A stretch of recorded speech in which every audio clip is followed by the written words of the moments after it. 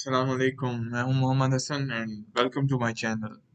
आज हम लोग अपने एमएमपी सीरीज का लेक्चर 4 पढ़ने जा रहे हैं और इस लेक्चर में मैं आप लोगों को लेविस बीटा सिंबल और क्रोनेकर डेल्टा के बारे में बताऊंगा।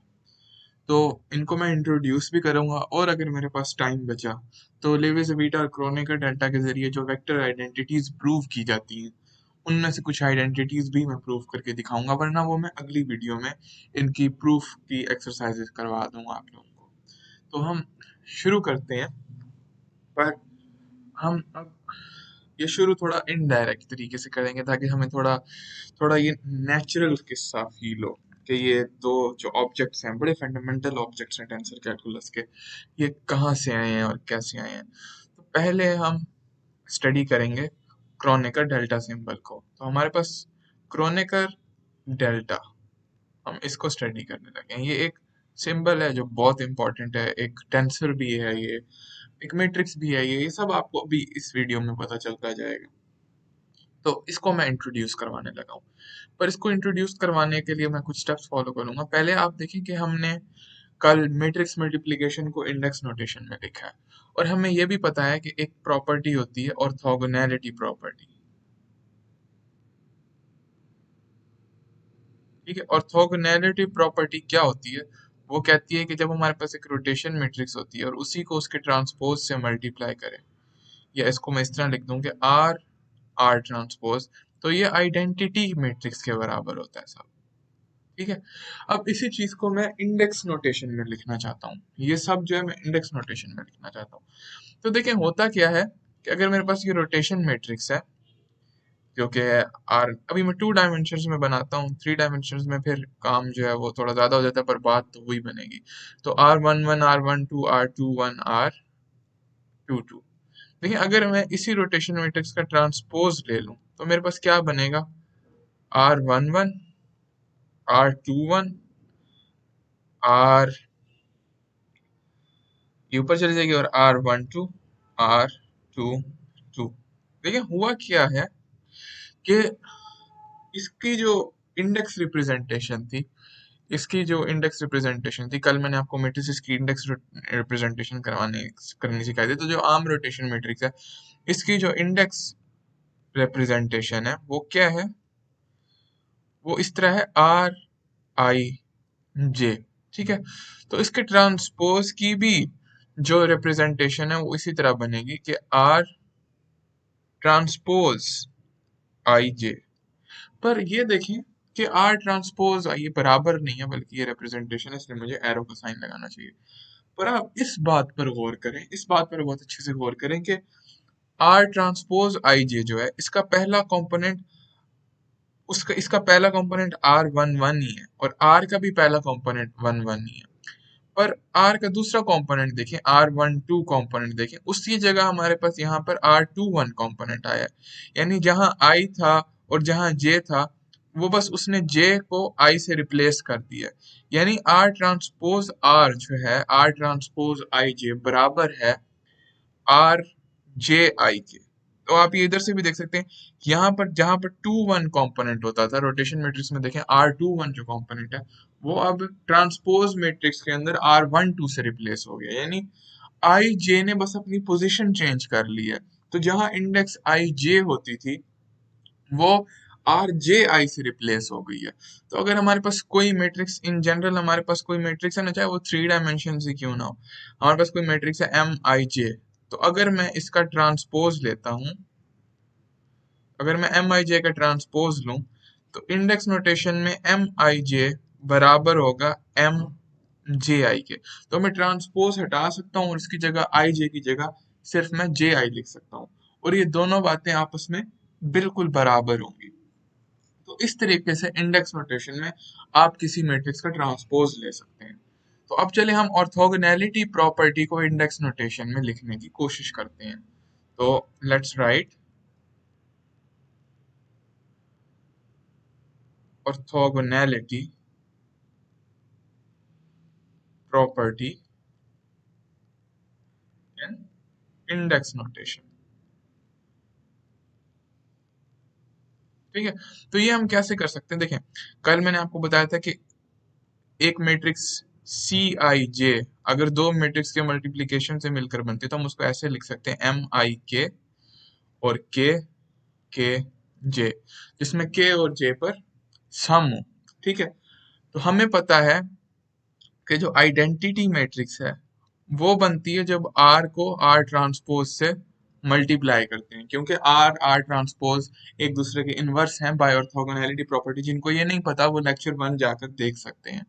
ठीक है, तो अगर मैंने इंडेक्स नोटेशन में ये सब लिखना है, इन इंडेक्स नोटेशन,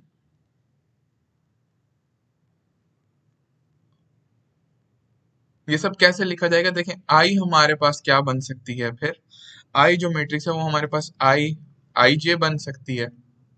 इसका कोई कंपोनेंट बराबर होगा आर आई के, और इससे मल्टीप्लाई होगा आर ट्रांसपोज, तो आर ट्रांसपोज के जे। हमने यही प्रॉपर्टी यूज की है, बस हमने आइडेंटिटी, और आइडेंटिटी मैट्रिक्स है हमारे pass on the left hand side, और राइट हैंड साइड पर हमारे पास ये दोनों मैट्रिसेस मल्टीप्लाई हो रही हैं। तो मैंने आप लोगों को अभी बताया है कि किसी भी मैट्रिक्स का जो ट्रांसपोज होता है उसको हम लिख सकते हैं आर जे के, यानी अगर हमारे पास आर ट्रांसपोज के जे है तो इसको मैं लिख सकता हूँ आर जे के बराबर। तो ट्रांसपोज मैं इस तरह हटा सकता हूँ। तो यही क्वांटिटी हमारे पास, ये इक्वेशन हमारे पास जो मैट्रिक्स इक्वेशन है, ये किस तरह लिखी जा सकती है? ये इस तरह भी लिखी जा सकती है आर आई के आर जे के। देखिए, अब हमारे पास आमतौर पर मैट्रिक्स मल्टीप्लिकेशन में समेशन किस तरह होती है? पहली मैट्रिक्स की दूसरी इंडेक्स पर और दूसरी मैट्रिक्स की पहली इंडेक्स पर हमारे पास समेशन होती है। और देखें, इसमें मैं आइंस्टाइन समेशन रूल्स यूज कर रहा हूँ कि जब भी दो इंडिसेस एक साथ आए तो वो डमी इंडिसेस होते हैं। तो के पर सम जो है वो मैंने अज्यूम कर लिया। अब पिछली वीडियो में आप लोग जाकर देख सकते हैं कि मैंने यहाँ पर समेशन का सिंबल क्यों नहीं डाला, क्योंकि समेशन सिंबल अज्यूम्ड होता है जब भी दो ऑब्जेक्ट्स आपस में मल्टीप्लाई हो रहे हो और कोई सी दो इंडिसेस सेम हो। तो वो जो दो इंडिसेस सेम होती हैं हम अज्यूम कर लेते हैं कि उन पर सम है। तो यहाँ पर बस क्या हुआ है, इस आइडेंटिटी में हमारे पास पहली मैट्रिक्स की तो अभी भी दूसरी ही इंडेक्स पर सम है, पर दूसरी मैट्रिक्स की भी दूसरी इंडेक्स पर सम चला गया है। तो इस तरीके से हम लिख सकते हैं, यानी कि तो हमने ये ऑर्थोगोनैलिटी प्रॉपर्टी को हम इस तरीके से लिख सकते हैं इंडेक्स नोटेशन में कि आर आई के आर जे के इज इक्वल्स टू आई जे।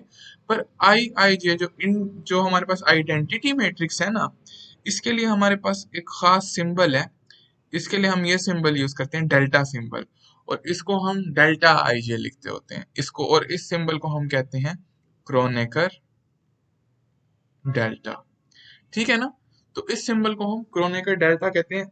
कुछ भी नहीं है क्रोनेकर डेल्टा, बस आइडेंटिटी मैट्रिक्स को जब भी हम इंडेक्स नोटेशन में लिखते हैं तो हम उसको क्रोनेकर डेल्टा सिंबल के अंदर लिखते होते हैं। तो यहाँ पर फिर मैं इस प्रॉपर्टी को इस तरह लिख सकता हूँ कि आर आई के आर जे के इज इक्वल्स टू क्रोनेकर आई जे।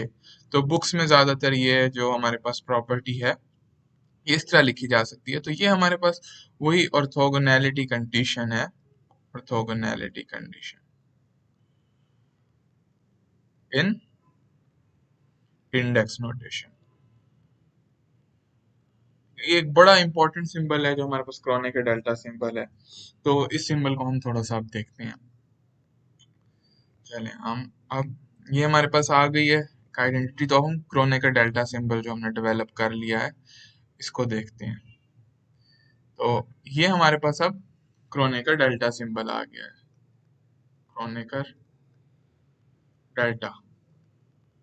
ठीक है, और ये आइडेंटिटी मैट्रिक्स की क्या है, इंडेक्स नोटेशन है। इसको हम क्रोनेकर डेल्टा कहते हैं। और इससे हमारे पास एक आइडेंटिटी आई है आर आई के आर जे के इज इक्वल्स टू क्रोनेकर आई जे। ये एक बहुत इंपॉर्टेंट आइडेंटिटी है जो हम आगे बहुत ज्यादा यूज करेंगे और इसी फॉर्म में यूज करेंगे। तो ये बहुत इंपॉर्टेंट आइडेंटिटी है हमारे पास रोटेशन मैट्रिसेस की।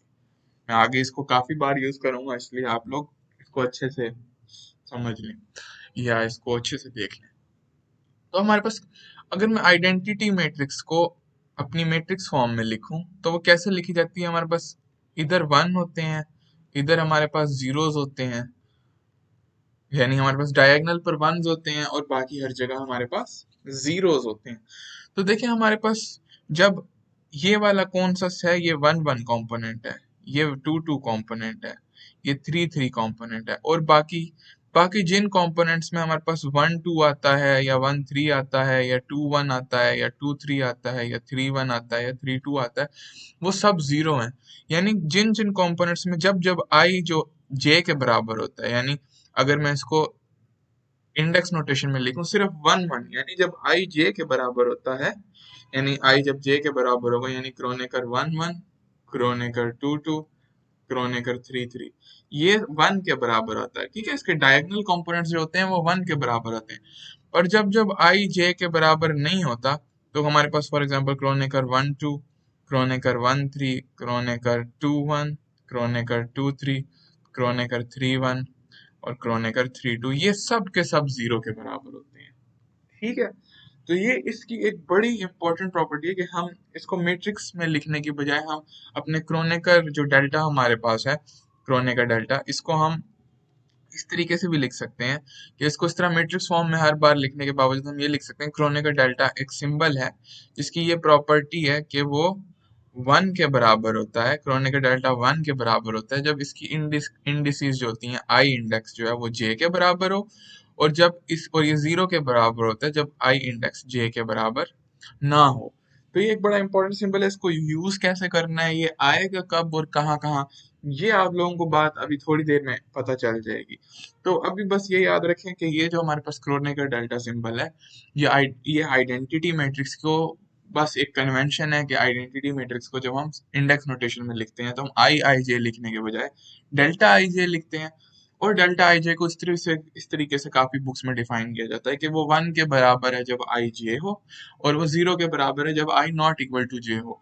और ये पर बड़ा सिंपल बात है, ये आप आइडेंटिटी मैट्रिक्स है क्योंकि ये, और आइडेंटिटी मैट्रिक्स की ही ये प्रॉपर्टी है कि उसके डायगोनल एलिमेंट्स बराबर होते हैं, कि वन के बराबर होते हैं और बाकी तमाम एलिमेंट जीरो के बराबर होते हैं। इसलिए हम इसको सिंबॉलिक नोटेशन में इस तरीके से भी लिख सकते हैं। ठीक है, तो ये हो गया हमारे पास क्रोनेकर डेल्टा। तो क्रोनेकर डेल्टा देखते हैं अब, क्रोनेकर डेल्टा की एक दो बड़ी इंपॉर्टेंट प्रॉपर्टीज है जो मैं आप लोगों को बताना चाहता हूँ। तो क्रोनेकर डेल्टा की दो इंपॉर्टेंट प्रॉपर्टीज हैं जो आप लोगों को याद रखनी चाहिए। तो प्रॉपर्टीज ऑफ क्रोनेकर डेल्टा, ठीक है। पहली जो प्रॉपर्टी है वो ये है कि क्रोनेकर आई जे जो होता है ना वो बराबर होता है क्रोनेकर जे आई के। इसे कहते हैं सिमेट्रिक प्रॉपर्टी, यानी क्रोनेकर डेल्टा एक सिमेट्रिक मैट्रिक्स है। और ये हमें पता है आइडेंटिटी मैट्रिक्स से ही हमारे पास शो होता है। ठीक है, तो one one one zero zero zero zero zero zero, तो अगर आप इसका ट्रांसपोज भी ले लें आइडेंटिटी मैट्रिक्स का, it remains the same identity matrix. तो इसी को भी मैंने आप लोगों को बताया है कि सिंबॉलिक नोटेशन में या इंडेक्स नोटेशन में हम इसी तरह लिखते हैं कि आई जे को इंटरचेंज कर देते हैं जे आई से। तो क्योंकि आइडेंटिटी मैट्रिक्स सिमेट्रिक होती है इसीलिए हम देख सकते हैं क्रोनेकर डेल्टा भी हमारे पास सिमेट्रिक है। तो इट इज इसको कहते हैं सिमेट्रिक प्रॉपर्टी। ये काफी इजी प्रॉपर्टी है, आप आइडेंटिटी मैट्रिक्स की ही ये प्रॉपर्टी है जिसके पास आ जाती है। और इसकी दूसरी जो इम्पोर्टेंट प्रॉपर्टी है उसको कहते हैं इंडेक्स ईटिंग। इसको मैं इंडेक्स ईटिंग प्रॉपर्टी कहता हूँ, इसका नाम क्या है मुझे नहीं पता। इसको इंडेक्स ईटिंग प्रॉपर्टी भी कहते हैं। तो क्या करता क्या है ये क्रोनेकर डेल्टा, फर्स्ट करें लेट्स से मेरे पास एक स्टेटमेंट ऐसे लिखी हुई है, मेरे पास स्टेटमेंट है क्रोनेकर आई जे ए जे, यानी मैं क्रोनेकर आई जे को मल्टीप्लाई करवाता हूँ एक वेक्टर ए जे से। ठीक है, तो ये हमारे पास किस चीज के बराबर होगा, देखें जे पर अब हमारे पास according to Einstein notation J पर हमारे पास समेशन लगेगी, तो ये होगा Kronecker I one A one plus Kronecker I two A two plus Kronecker I three A three. ठीक हो गया, तो हमारे पास जे पर नोटेशन लगेगी। पर अब आप अगर गौर करें तो लेट्स से मैं इसका कोई कंपोनेंट लेता हूँ, मैं लेता हूँ क्रोनेकर वन जे ए जे। ठीक है, जे पर तो समेशन है ना, तो ये हो जाएगा Kronecker one one A one plus Kronecker one two A two, i की जगह हम वन रिप्लेस कर देंगे हर जगह, क्रोनेकर वन थ्री A3। तो जब हम आई की जगह ये ए रिप्लेस करेंगे तो आप ये जरा गौर से देखें कि 1 2 तो जीरो होता है, तो ये टर्म जीरो हो जाएगी। 1 3 भी जीरो होता है, ये टर्म भी जीरो हो जाएगी, क्योंकि जब जब I is not equal to जे तो हमारे पास जीरो आता है। और जब ये आई इक्वल्स टू जे हो तो हमारे पास 1 आता है, इसलिए ये जो टर्म है ये 1 के बराबर हो जाएगी। तो क्रोनेकर 1 जे ए जे जो हमें क्या देगा, A1 दे देगा। ठीक है, इसी तरह आप लोग ये भी देख सकते हैं कि क्रोनेकर 2 जे अगर मैं कर दूं और ए जे जे पर सम है तो हमें A2 मिल जाएगा। उसी तरह क्रोनेकर 3 जे अगर आप करके देखें ना तो आप लोगों को क्या मिलेगा, A3 मिल जाएगा। इससे पता है क्या शो हो रहा है, इससे ये शो हो रहा है कि जब एक क्रोनेकर डेल्टा को हम सम करते हैं, मल्टीप्लाई करते हैं एक वेक्टर के साथ, या क्रोनेकर डेल्टा की कोई इंडेक्स किसी और ऑब्जेक्ट की इंडेक्स के साथ सम हो रही होती है, तो क्रोनेकर क्या करता है, वो इंडेक्स खा जाता है, जैसे उसने यहाँ पर जे और जे को खत्म कर दिया और इसको रिप्लेस कर देता है अपनी जो पहली इंडेक्स होती है उसके साथ, या जो क्रोनेकर की जो दूसरी इंडेक्स होती है उसके साथ, जो भी बचती है क्रोनेकर की इंडेक्स। यानी कि इन जनरल अगर हम देखें, इन जनरल अगर मैं देखूं तो क्रोनेकर आई जे ए जे, तो ये क्या करता है, हमें ए आई लौटा देता है। यानी जो इंडेक्स सम हो रही होती है उसको खत्म कर देता है और जो इंडेक्स बचती है ये वही रहने देता है। और इसको हम इस तरह भी देख सकते हैं, क्रोनेकर आई जे ए जे, तो अगर मैं ए के ऊपर जो सम है वो खोल दूं, बल्कि ये मैंने ऊपर किया हुआ है, तो अगर मैं ए के ऊपर सम खोल दूं तो जहां जहां आई जो है वो जे के बराबर नहीं होगा वो हमारे पास खत्म हो जाएगा, और सिर्फ हमारे पास ए का वो वाला इंडेक्स बचेगा जो जे के बराबर होगा, और वो आई इंडेक्स ही होगा। ठीक है, जब जब आई जे के बराबर होगा सिर्फ वही हमारे पास बचेगा, और बाकी क्योंकि वो 1 के बराबर होता है इसलिए हमारे पास ए आई आ जाएगा। इन जनरल हमारे पास ये जो स्टेटमेंट है ये ट्रू है, और ये हमेशा ट्रू है, चाहे इसको मैं टू इंडेक्स ऑब्जेक्ट के साथ ही क्यों ना सम कर दूं। यानी अगर मेरे पास क्रोनेकर आई जे है और मैं क्रोनेकर आई जे को मल्टीप्लाई कराता हूँ इस तरीके से, एक मैट्रिक्स एक और मैट्रिक्स के साथ मल्टीप्लाई करवाता हूँ, कैसे, एम जे के कर देता हूँ। ठीक है, तो ये हमारे पास पता है क्या बनेगा, वही दोबारा क्या होगा, जे से जे खत्म हो जाएगा और हमारे पास क्या होगा, इसी मैट्रिक्स के अंदर आई जो है वो जे की जगह ले लेगा। तो इसको मैं दोबारा लिखता हूँ, तो क्रोनेकर क्या करेगा, एक इंडेक्स खा जाएगा जिस इंडेक्स के साथ वो सम हो रहा है। ठीक है, जोन सी इंडेक्स सम हो रही है, यानी क्रोनेकर आई के, सॉरी यहाँ पर के है, अगर मैं यहाँ पर आई के करूँ तो क्रोनेकर आई के और एम के जे। अब क्रोनेकर क्या करेगा, ये के इंडेक्स खा जाएगा और अपनी जो इंडेक्स बची है वो इसको दे देगा, जो उस जगह रिप्लेस कर देगा जो इंडेक्स इसने खाई है, यानी हमारे पास ये बन जाएगा एम आई जे के बराबर बन जाएगा। ठीक है, तो ये एक बड़ा ही इंपॉर्टेंट रिजल्ट है कि इसको हम कहते हैं index hitting property of Kronecker delta. तो ये भी आप लोगों ने याद रखनी है, इंडेक्स हिटिंग प्रॉपर्टी और इसकी सिमेट्रिक प्रॉपर्टी भी याद रखनी है। अब ये क्रोनेकर डेल्टा की हमने इंडेक्स हिटिंग प्रॉपर्टी और सिमेट्रिक प्रॉपर्टी देख ली है। अब चले हम अपने डॉट प्रोडक्ट की नोटेशन चेंज करते हैं। डॉट प्रोडक्ट, हम डॉट प्रोडक्ट पर वापस आते हैं और मैं आपको एक मजे की बात बताऊंगा कि डॉट प्रोडक्ट को और कैसे लिखा जा सकता है। तो हमने लास्ट टाइम देखा था कि ए डॉट बी को हम लिख सकते हैं ए आई बी आई के बराबर। ठीक है, और फर्ज करें मैं इसको ए आई बी आई के बराबर नहीं करता, मैं बीच में एक क्रोनेकर डेल्टा डाल देता हूँ, क्रोनेकर आई जे, और इधर मैं बी जे कर देता हूँ। ठीक है, आपको ये खुद पता चल जाना चाहिए कि ये स्टेटमेंट्स, दोनों स्टेटमेंट्स इक्विवेलेंट हैं, कि ये और ये दोनों स्टेटमेंट्स इक्विवेलेंट हैं। ये स्टेटमेंट्स क्यों इक्विवेलेंट है, क्योंकि देखिए क्रोनेकर जब इसके साथ सम होगा तो जे को खा जाएगा और दोबारा हमें ए आई बी आई मिल जाएगा। या लेट्स से अगर क्रोनेकर इसको नहीं खाता, हम क्रोनेकर को पहले मल्टीप्लाई करवाते हैं ए के साथ, तो दोबारा इधर भी समेशन है तो ये इसको खा जाएगा और हमारे पास ए जे बी जे बच जाएगा। और ए जे B J A I B I के बराबर होता है, क्योंकि समेशन इंडिसेस, जिन इंडिसेस पर सम हो रहा होता है आर डमी इंडिसेस, उनको हम कभी भी किसी भी और चीज से रिप्लेस कर सकते हैं। तो हम अपने जो डॉट प्रोडक्ट है उसको इस तरह से भी लिख सकते हैं कि ए आई क्रोनेकर आई जे बी जे। ठीक है, तो ये भी इसको लिखने का एक तरीका है। अब चले हम आगे चलते हैं। अब हम लिविस वीटा सिंबल की तरफ चलते हैं। तो हमारे पास लिविस वीटा सिंबल क्या है, तो क्रोनेकर के बारे में भी मैंने आप लोगों को बताया। अब हम एक और, जैसे क्रोनेकर डेल्टा को भी आप एक सिंबल ले सकते हैं जिसकी कुछ प्रॉपर्टीज हो, उसी तरह लिविस वीटा सिंबल को भी हम इसी तरह से देख सकते हैं जिसकी कुछ प्रॉपर्टीज हो, पर ये एक मैट्रिक्स नहीं होता, ये एक 3 इंडेक्स ऑब्जेक्ट है। तो इसको इंट्रोड्यूस करवाना थोड़ा सा डिफरेंट, और इसको समझना भी पहली दफा में समझना थोड़ा सा ज्यादा डिफिकल्ट होता है, पर आप लोगों ने घबराना नहीं है। तो ये देखें, जब हमारे पास दो वेक्टर्स हैं, लेट्स हैव टू वेक्टर्स, एक मेरे पास वेक्टर है ए और दूसरा मेरा वेक्टर है बी। हमें ये तो पता है कि दो वेक्टर्स के साथ एक तो हम डॉट प्रोडक्ट ले सकते हैं, पर एक और किस्म का प्रोडक्ट भी हम ले सकते हैं जिसको हम क्रॉस प्रोडक्ट कहते हैं, ठीक है ना।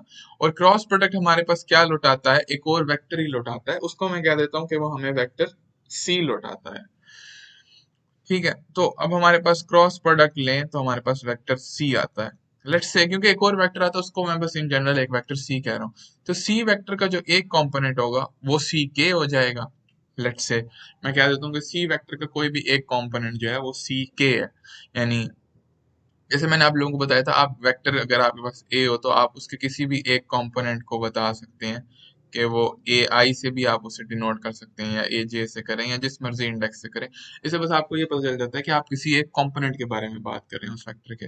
तो सी का जो एक कंपोनेंट है अगर वो के है, तो अगर मैं इसको इंडेक्स नोटेशन में लिखूं तो यहाँ पर सी के बन जाएगा, और यहाँ पर ए क्रॉस बी, क्योंकि ये भी वेक्टर आएगा, इसका भी कोई कंपोनेंट होगा जो के बन जाएगा, ठीक है। बस मैंने इसको, अभी मैंने ए क्रॉस बी को नहीं खोला, बस मैं आपको ये बता रहा हूँ कि इंडेक्स नोटेशन में अगर सी के लिखेंगे तो ए क्रॉस बी के बाद जो वेक्टर बनेगा उसका भी केथ कंपोनेंट जो होगा वो सी के बराबर होगा। तो ये, अब मैं आप लोगों के सामने एक स्टेटमेंट लिखने वाला हूँ जो आपको थोड़ी सी शायद अजीब लगे, कि जो सी के है ना वो बराबर है ए क्रॉस बी के, और ये बराबर है एप्सिलॉन आई जे के ए आई बी जे के, ठीक है। आप लोग शायद परेशान हो गए होंगे ये सिंबल देख के, कि जिसने ये सिंबल पहली दफा देखा है ना वो तो परेशान हो गया होगा कि मैंने तो इस तरह से डॉट प्रोडक्ट क्रॉस प्रोडक्ट कभी भी नहीं देखा, ये कैसा तरीका है क्रॉस प्रोडक्ट लिखने का, क्या मुझे फिजिक्स छोड़ देनी चाहिए और किसी आर्ट्स के सब्जेक्ट में फौरी तौर पर एडमिशन ले लेना चाहिए। पर नहीं, ऐसा नहीं है। थोड़ा तहम्मुल रखें, थोड़ा सब्र रखें, थोड़ा इत्मीनान रखें, अभी आपको ये जो सिंबल है आसान लगने लगेगा। तो इस सिंबल के बारे में जरा देखें, इस सिंबल को किस तरह डिफाइन किया जाता है। अब मैं इसको डिफाइन कर रहा हूँ, ठीक है। डेफिनेशन ऑफ एप्सिलॉन आई जे के, और इसकी डेफिनेशन देखकर ही आपको समझ आ जाएगा कि ये सिंबल क्यों बनाया गया है। एप्सिलॉन आई जे के जो है ना, इसकी इंडेक्स की कुछ प्रॉपर्टीज हैं, यानी अगर मैं यहाँ पर लिखूं 1 2 3, अगर मैं इस तरह से लिखूं 1 2 3 को, इंडिसेस को एक सिक्लिक नोटेशन में लिखूं, तो जब हमारे पास आई जे के की जगह वन, जब हमारे पास आई जे के की जगह 1 2 3 होता है ना, यानी हम इस तरह चले 1 2 3, हमारे पास आई जे के की जगह 1 2 3 आए, या फिर हमारे पास 2 3 1 आए, ठीक है, 2 3 1 आए, या फिर हमारे पास 3 1 2 आए, तो हमारे पास क्या होता है, ये 1 के बराबर होता है। 3 1 2 इसकी इंडिसेस, यानी अगर आपके पास क्रोनेकर 1 2 3 हो, या क्रोनेकर 2 3 1 हो, या क्रोनेकर 3 1 2 हो, तो ये सब 1 के बराबर होते हैं। ये इसकी डेफिनेशन है, ठीक है। तो ये 1 के बराबर होते हैं, दिस इज इक्वल्स टू 1, ठीक है। अगर आपके पास कोई भी इंडेक्स रिपीट हो, एनी इंडेक्स रिपीट्स, अगर कोई भी इंडेक्स रिपीट हो तो ये 0 के बराबर होता है। और अगर आप उल्टा चलें, यानी आप इस तरह चलें 1 3 2, ये आप मतलब जो मैंने इधर डायरेक्शन दिखाई है आप उससे ऑपोजिट चलें, तो ये नेगेटिव साइन देता है। यानी आपके पास क्रोनेकर जो 1 3 2 है, जो 2 1 3 है, और जो 3 2 1 है, ये सब -1 के बराबर होते हैं। यानी Kronecker 1 3 2 is equals to Kronecker 2 1 3 is equals to Kronecker 3 2 1, और ये सब बराबर होते हैं -1 के, ठीक है ना। तो इस सिंबल से घबराने नहीं। अब मैं आप लोगों को जब ये समझ आ गई है ना, तो ये तो इन प्रॉपर्टीज इसको डिफाइन इस तरह इसलिए किया गया है ताकि क्रॉस प्रोडक्ट का रिजल्ट सही दे। तो ये मैं अभी आपको दिखाता हूँ। और अगर कोई भी इंडेक्स रिपीट हो रही हो, जो दूसरी बात है, यानी अगर आपके पास E11 आ जाए, एप्सिलॉन 11 आ जाए, एप्सिलॉन 1 2 3, एप्सिलॉन 1 2 3 तो नहीं, खैर अगर आपके पास आ जाए एप्सिलॉन 1 2 2 आ जाए, तो ये सब जीरो के बराबर होते हैं, एंड सो ऑन। बहुत सारे रिपीट हो सकते हैं, वो सब जीरो के ही बराबर होते हैं। तो अगेन आइंस्टाइन समेशन नोटेशन से आपको पता होना चाहिए कि आई और जे पर समेशन हो रही है। अब चलिए देखते हैं, इसको देखते हैं। देखिए, जब आप आमतौर पे क्रॉस प्रोडक्ट लेते हैं, यानी आपका जो सी वेक्टर होता है, जब आप ए क्रॉस बी करते हैं, तो इसको आप डिटर्मिनेंट वाली नोटेशन में इस तरह लिखते हैं, आई जे के। यहाँ पर आप आई हैड जे हैड के हैड लिखते हैं। यहाँ पर आप A1 B1, sorry A1 B1 तो नहीं लिखते, आप A1 A2 A3 या AX AY AJ लिखते हैं। नीचे आपके पास आता है B1 B2 B3, ये इस तरीके से आगे पास होता है। और आप लोगों को पता है कि किस चीज के बराबर होता है, ये बराबर होता है आगे पास आई जो होता है, आई कंपोनेंट जो होता है वो हमारे पास आता है A2 B3 minus A3 B2। ये क्रॉस प्रोडक्ट तो सबको लेना आता है ना, आई होप कि सबको आता है, वरना आपको MMP ये वाली नहीं पढ़नी चाहिए अभी। और J जो है वो हमारे पास किस चीज के बराबर होता है, A1 B3 minus B1 A3। और हमारे पास केथ कंपोनेंट जो होता है वो किस चीज के बराबर होता है, ये हमारे पास बराबर होता है, हाँ किस तरह लेंगे ये, A1 B2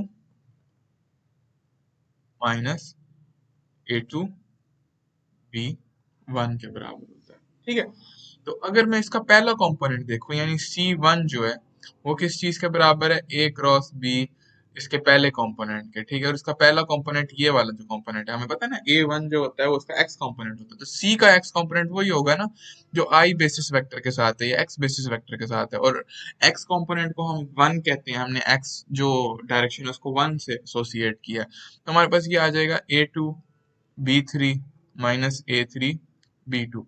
So this is the ith या I बेसिस वेक्टर के साथ जो एसोसिएटेड है, या फर्स्ट कंपोनेंट या x कंपोनेंट भी कह सकते हैं, x कंपोनेंट ऑफ C। तो हम देखते हैं क्या जो हमारी डेफिनेशन है। अभी मैंने क्रॉस प्रोडक्ट को एक और तरीके से डिफाइन किया है। अभी मैंने क्रॉस प्रोडक्ट को कैसे डिफाइन किया है, मैंने क्रॉस प्रोडक्ट को डिफाइन किया कि C के इक्वल्स एप्सिलॉन के आई जे AIBJ, मैंने इस तरीके से डिफाइन किया। ऊपर चल के अगर आप लोग नोट कर रहे हैं तो आप देख सकते हैं मैंने इस तरह से डिफाइन किया। वैसे मैंने IJK किया है, इससे फर्क नहीं पड़ता, ये मैं बाद में बताऊंगा। पर अभी अभी के लिए चले मैं IJK ही रखता हूँ ताकि व्यूअर्स कंफ्यूज ना हो कि पहले मैंने IJK किया अब मैं KIJ कर रहा हूँ। तो IJK, तो हम पहला पहला इंडेक्स रख के देखते हैं C1। हम देखते हैं कि हमारे पास C1 जो ऊपर हमने C1 हमारे पास आया है A2 B3 minus A3 B2, क्या इससे भी हमारे पास C1 इसी चीज के बराबर आता है। तो ये बराबर हो जाएगा, K की जगह 1 आ जाएगा, IJ1 और AIBJ। अब AI और BJ दोनों पर समेशंस हैं। ठीक है, तो पहले अब जब दो इंडिसेस पर समेशन हो ना, तो इसको बड़े इत्मीनान से तहम्मुल से खोलना है। पहले आप एक इंडेक्स की समेशन खोला करें, पहले हम आई की समेशन खोलते हैं और जे की समेशन नहीं खोलते। तो ये कैसे खुलेगा, एप्सिलॉन 1 जे ऐसे ही रहेगा 1, क्योंकि हमने जे की वो नहीं खोल रहे, और A1 B J प्लस क्या होगा, एप्सिलॉन 2 हो जाएगा क्योंकि आई पर समेशन चल रही है, ये 1 से लेकर 3 तक जाएगी। ये 2 इधर, तो आई तो 1 ही रहेगा, जो थर्ड इंडेक्स है वो 1 ही रहेगा क्योंकि वो सी के की वजह से आया है। तो ये हमारे पास A2 हो जाएगा क्योंकि ये ए पर समेशन चल रही है, और बी जे ऐसे का ऐसे आ जाएगा, प्लस हमारे पास एप्सिलॉन 3 J1 और A3 B J हो जाएगा। अब जे पर समेशन खोलें। ठीक है, तो अगर अब आप जे पर समेशन खोलेंगे, मैं ऐसे करता हूँ, इसको इसको व्हाइट में ही खोलता हूँ। ठीक है, इसको मैं व्हाइट में खोलूंगा। इसको जब मैं इसकी समीशन खोलूंगा तो येलो में खोल दूंगा, और इसकी जब मैं समीशन खोलूंगा तो मैं ग्रीन में खोल दूंगा, ठीक है, ताकि आप लोग कंफ्यूज ना हो। तो अगर मैं पहले इसकी समीशन खोलूंगा, देखें यहाँ पर एप्सिलॉन 1 1 1 A1 B1 आ जाएगा, जब J1 होगा तो B भी 1 होगा, इधर भी, पर ये समीशन चल रही है, ठीक है, तो इसमें 2 भी आएगा, 1 2 1 A1 B2, अगेन J की दूसरी समीशन खोली, प्लस एप्सिलॉन 1 3 1 A1 B3, ठीक है। इस पर हमने समीशन खोल दी। अब देखें इस पर खुली पर हमारे पास ये येलो वाली टर्म्स भी आएंगी, इसकी वजह से क्या आएगा, एप्सिलॉन 2 1, यहाँ पर दोबारा उसी तरीके से समीशन खोलेगी, J1 से 3 तक जाएगा, A2 B1 plus epsilon 2 2 1 A2 B2 plus epsilon 2 3 1 A2 B3, हमारे पास ये आ गया।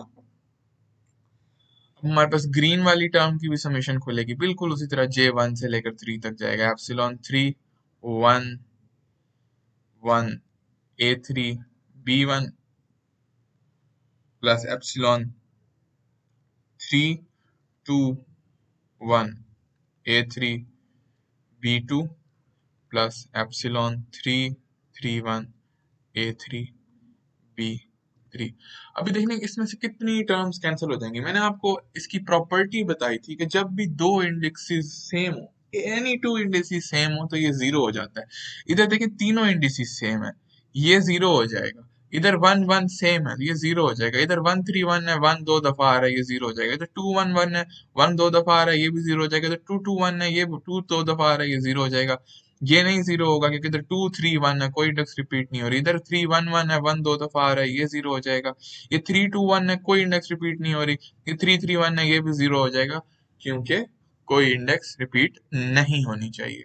तो यहाँ हमारे पास बचेगा क्या, हमारे पास एक येलो टर्म बच रही है, एप्सिलॉन 2 3 1 A2 B3, और एक ग्रीन टर्म बच रही है जो कि एप्सिलॉन 3 2 1 A3 B2 है।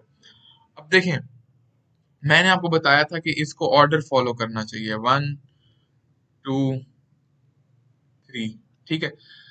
देखिए 2 3 1 ये हमारे एरोस का ऑर्डर फॉलो कर रहे हैं, ठीक है। तो ये किस चीज के बराबर आएगा, 1 के बराबर आएगा, क्योंकि एप्सिलॉन 2 3 1 जब एप्सिलॉन हमारा सिक्लिक ऑर्डर फॉलो करेगा तो वो 1 के बराबर होगा। ये आप ऊपर डेफिनेशन से भी देख सकते हैं। तो यहाँ हमारे पास 1 आ जाएगा, तो A2 B3 ऐसे का ऐसा आ जाएगा, ठीक है। पर 3 2 1 देखें हमारा ऑर्डर नहीं फॉलो कर रहा। अगर आप इस डायग्राम पर देखें 3 फिर 2 और फिर 1, ये ऑपोजिट टू आवर ऑर्डर जा रहा है। तो एप्सिलॉन 3 2 1 जो है वो ऊपर भी मैंने लिखा कि ये -1 के बराबर हो जाएगा। तो ये हमारे पास -A3 B2 आ जाएगा। तो देखिए C1 किस चीज के बराबर आया, A2 B3 sorry, A2 B3 minus A3 B2 के बराबर। और ऊपर जाकर आप देख सकते हैं कि ये एग्जैक्टली exactly हमारे पास जो क्रॉस प्रोडक्ट लेने से डिटर्मिनेंट वाले तरीके से रिजल्ट आता है, ये रिजल्ट एग्जैक्टली वही वही वही रिजल्ट है। तो ये सिंबल डिफाइन ही इसलिए किया गया है कि इस क्रॉस प्रोडक्ट को हम इंडेक्स नोटेशन में लिख सकें, क्योंकि क्रॉस प्रोडक्ट को इंडेक्स नोटेशन में लिखने का और कोई तरीका नहीं है। बिल्कुल जैसे क्रोनेकर डेल्टा डॉट प्रोडक्ट के अंदर आता है, उसी तरह ये बड़ा एक नेचुरल सिंबल है इंडेक्स नोटेशन में क्रॉस प्रोडक्ट को लिखने का। आई और जे हमारे पास डमी इंडिसेस होती हैं, और दूसरी जो हमारे पास के है वो फ्री इंडेक्स है इसमें। पर ये तो हमने खुद चूज करना होता है ना, कि हम कौन सी इंडेक्स को डमी इंडेक्स ले रहे हैं, कौन सी इंडेक्स को फ्री इंडेक्स ले रहे हैं।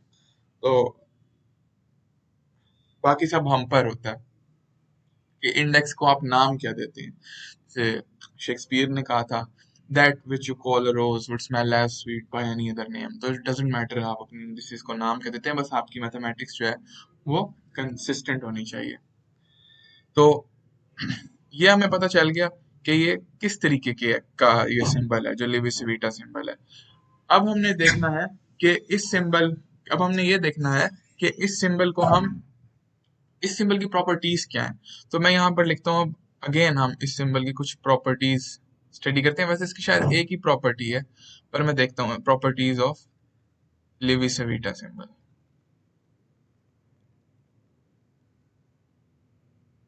ठीक है, तो हम इसकी इसकी डेफिनेशन में दोबारा लिख सकता हूँ, लिख देता हूँ एप्सिलॉन आई जे के जो है वो बराबर है, जब वो 1 2 3 आए उसमें, या 2 3 1 आए, या 3 1 2 आए, तो वो 1 के बराबर होता है। जब कोई भी इंडेक्स रिपीट हो, तो कोई सी भी दो इंडेक्सेस रिपीट हो जाए, रिपीटेड इंडेक्स हो, तो हमारे पास ये 0 के बराबर होता है।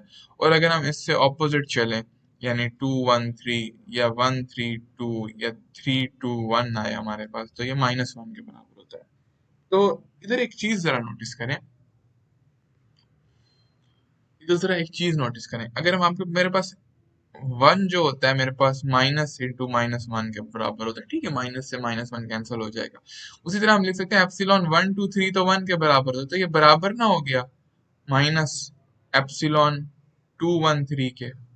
ठीक है, उसी तरह एप्सिलॉन 2 3 1 बराबर हो जाएगा एप्सिलॉन -(-1 3 2) के, क्योंकि देखिए एप्सिलॉन 2 3 1 जो है वो 1 के बराबर है, और एप्सिलॉन 1 3 2 जो है वो -1 के बराबर है, तो ये 1 = 1 आ जाएगा हमारे पास। तो ये बड़ी सिंपल सी बात है। पर इधर आप एक चीज नोट करें, इन जनरल क्या हो रहा है, हमने हमने क्या किया, 1 2 को एक्सचेंज जब किया 2 1 से, तो एक माइनस साइन आ गया। अगर अगर हम सेकंड वाले को देखें अब अगर, तो इसमें हमारे पास क्या है, एप्सिलॉन 2 3 1 जो है ये बराबर है -(-1 3 2) के। तो हमारे पास इधर कौन सी दो इंडिसेस एक्सचेंज हुई, इधर हमने 2 और 1 को एक्सचेंज कर दिया 1 और 2 से। यानी इफ एनी टू इंडिसेस, इधर आई आना indices, are exchanged once, then we get a negative sign। ठीक है ना, तो इधर जरा आइडिया नोटिस करना, इधर आइडिया ये कि एप्सिलॉन आई जे के अगर आपके पास इन जनरल हो, तो एप्सिलॉन जे, तो एप्सिलॉन, अगर मैं आई और जे को अब रिप्लेस कर दूं, तो एप्सिलॉन जे आई के जो है, जे आई के, ये माइनस साइन के साथ आएगा। लेकिन अब ये देखें, अगर मैं एक और बार दो इंडिसेस को रिप्लेस करूं, ठीक है, तो मेरे पास फिर माइनस साइन खत्म हो जाएगा, क्योंकि मेरे पास एक बार इंडेक्स रिप्लेस करने से एक और माइनस साइन आएगा। अब मैं दोबारा अगर रिप्लेस करूं, तो ये मेरे पास एप्सिलॉन जे आई के की जगह मैं दोबारा मैं के को आई से रिप्लेस कर देता हूं, तो मेरे पास एप्सिलॉन जे के आई हो जाएगा। तो दो इंडिसेस को एक बार रिप्लेस करने से क्या आता है, एक नेगेटिव साइन आता है, तो हमारे पास ये नेगेटिव साइन से कैंसिल हो जाएगा, तो ये फिर से पॉजिटिव साइन आ जाएगा। ठीक है, फिर मैं दोबारा कोई सी दो इंडिसेस को एक्सचेंज कर दूं, मैं तो के को अब जे से एक्सचेंज कर देता हूँ, तो के जे आई, अब मेरे पास दोबारा नेगेटिव साइन आ जाएगा, क्योंकि मैंने एक और रिप्लेसमेंट की है। तो देखें क्या है, हमने जब पहली बार इंडेक्स रिप्लेस की तो माइनस साइन आया, लेकिन जब दो बार इंडेक्स रिप्लेस की तो माइनस साइन नहीं आया, तीन बार इंडेक्स रिप्लेस की तो माइनस साइन आया। यानी when odd replacement of index, तो ऑड रिप्लेसमेंट्स जब हम करते हैं, for odd replacements we get negative sign, for even replacements we don't get negative sign। ठीक है, तो ये प्रॉपर्टी है इसकी, और ये इसकी बहुत ही इंपॉर्टेंट प्रॉपर्टी है। तो इस प्रॉपर्टी को अब मैं कैसे इस प्रॉपर्टी को लिख सकता हूँ, अब रिप्लेसमेंट्स को परम्यूटेशन कहते हैं मैथ्स की लैंग्वेज में। तो हमारी जो प्रॉपर्टी 1 है वो इस तरह लिखी जा सकती है कि for even permutations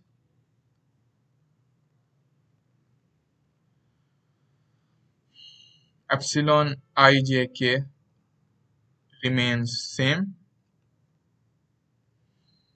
for odd permutations epsilon ijk changes sign, it gets a negative sign। ठीक है, यहाँ पर नेगेटिव साइन लिखना ज्यादा बेहतर है, ठीक है। तो जब जब आप इवन परम्यूटेशन दो बार इंडिसेस चेंज किया करेंगे, आपके पास एप्सिलॉन सेम रहा करेगा, और जब आप एक बार इंडेक्स चेंज एक्सचेंज किया करेंगे तो एप्सिलॉन आपके पास एक नेगेटिव साइन के साथ आया करेगा। तो अगर आप एप्सिलॉन आई जे के से शुरू करते हैं, फिर एक इंडेक्स रिप्लेस करते हैं तो नेगेटिव साइन आएगा, फिर एक इंडेक्स दोबारा रिप्लेस करते हैं तो वो नेगेटिव साइन खत्म हो जाएगा। तो दो बार इंडिसेस रिप्लेस करने से, चाहे आप जिस तरह मर्जी रिप्लेस करें, पर वो एक ही रिप्लेसमेंट होनी चाहिए। दो बार इंडेक्स रिप्लेस करने से आपके पास कोई साइन में चेंज नहीं आएगा, एक बार इंडेक्स रिप्लेस करने से आपके पास एक नेगेटिव चेंज आएगा, और इस प्रॉपर्टी को हम कई बार आगे यूज करेंगे, इसलिए ये प्रॉपर्टी ध्यान में रखना। इसको कहते हैं एंटी सिमेट्री, ठीक है। यानी जब आपके पास कोई भी एक चीज हो जो दो इससे बनी हुई है, दो इंडेक्स ऑब्जेक्ट है, तो अगर वो माइनस ए जे आई के बराबर है, ए आई जे, तो हम कहते हैं ये एंटी सिमेट्रिक है, ठीक है। तो ये एंटी सिमेट्रिक है टू इंडिसेस में, ठीक है। पर इसमें आप कोई सी भी तीनों इंडिसेस में कोई सी भी दो इंडिसेस को अगर आप रिप्लेस कर दें तो आपके पास नेगेटिव साइन आ जाता है। इसका मतलब है कि एप्सिलॉन आई जो के जो है ना वो एंटी सिमेट्रिक है इन थ्री इंडिसेस, यानी ऑल ऑफ इट्स इंडिसेस में ये एंटी सिमेट्रिक है। तो ये इसकी एक बड़ी इंपॉर्टेंट प्रॉपर्टी है। तो ये था क्रोनेकर। तो ये था हमारे पास लिविस सिविटा सिंबल। आज हमने क्रोनेकर डेल्टा और लिविस सिविटा सिंबल को स्टडी किया है, और लिविस सिविटा सिंबल की एक बड़ी इंपॉर्टेंट प्रॉपर्टी जिसको हम एंटी सिमेट्री प्रॉपर्टी कहते हैं, इसको कहते हैं एंटी सिमेट्री, ये भी हमने देखी है। और अब आप लोग, आई होप कि आप लोग अब जो आपके पास लिविस सिविटा सिंबल है इससे कम घबराएंगे। तो अगर वीडियो पसंद आई तो लाइक करें और सब्सक्राइब करें। Thank you.